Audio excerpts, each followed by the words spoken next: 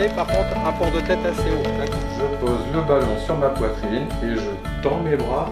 Voilà, comme on a fait. L'activité physique adaptée nous a été proposée par le service des sports de la municipalité pour intervenir auprès des bénéficiaires de nos services du CIAS. C'est un projet qui nous a tout de suite plu. Il est complètement en accord avec l'objectif de nos services, c'est-à-dire garder les personnes à domicile le plus longtemps possible et travailler sur leur autonomie. On va faire les pectoraux, l'exercice qu'on a fait juste avant. Un enseignant en activité physique adaptée et santé est avant tout un professionnel de santé paramédical qui intervient dans le domaine médico-social et son rôle premier en fait est d'apporter ses connaissances auprès d'un public fragilisé physiquement, qui décline d'une façon psychologique et qui également est dans une situation sociale assez précaire.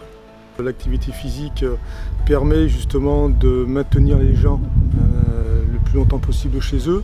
Le premier objectif évidemment c'est que les gens soient autonomes le plus longtemps possible.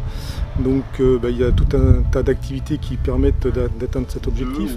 On va travailler essentiellement sur l'activité physique, sur tout ce qui est motricité, tout ce qui est tonicité, renforcement musculaire, souplesse, équilibre et évidemment sur le mental.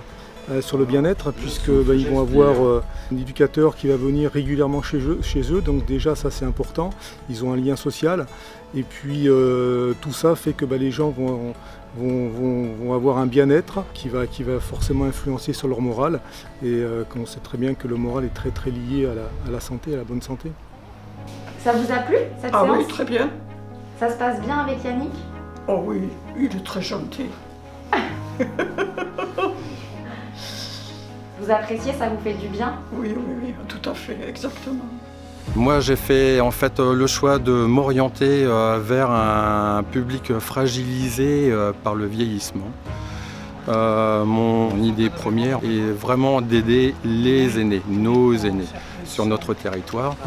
Donc c'est d'aller vers eux, d'aller chez eux, à leur domicile, pour qu'ils puissent connaître une qualité de vie, un confort de vie, vraiment pour éviter en fait qu'ils connaissent les déboires et éventuellement partir en EHPAD, en maison de retraite. Donc c'est leur apporter vraiment un bien-être physique, psychologique et social. La prévention des chutes, nous, c'est quelque chose de très important puisque beaucoup de personnes âgées chutent à domicile. Et puis, beaucoup n'osent plus bouger, se déplacent peu parce qu'il y a une petite crainte quand on a une perte d'autonomie. Et donc, on a remarqué déjà, on n'a que quelques mois de recul, mais déjà des personnes ont retrouvé de l'autonomie physique. Voilà.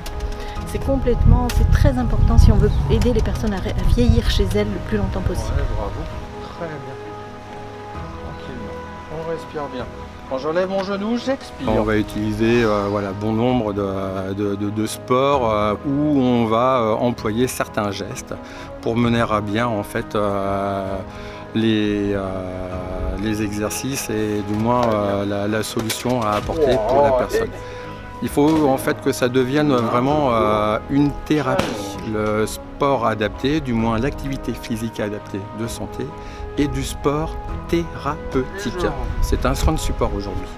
Donc il faut vraiment comprendre que c'est de la santé non médicamenteuse.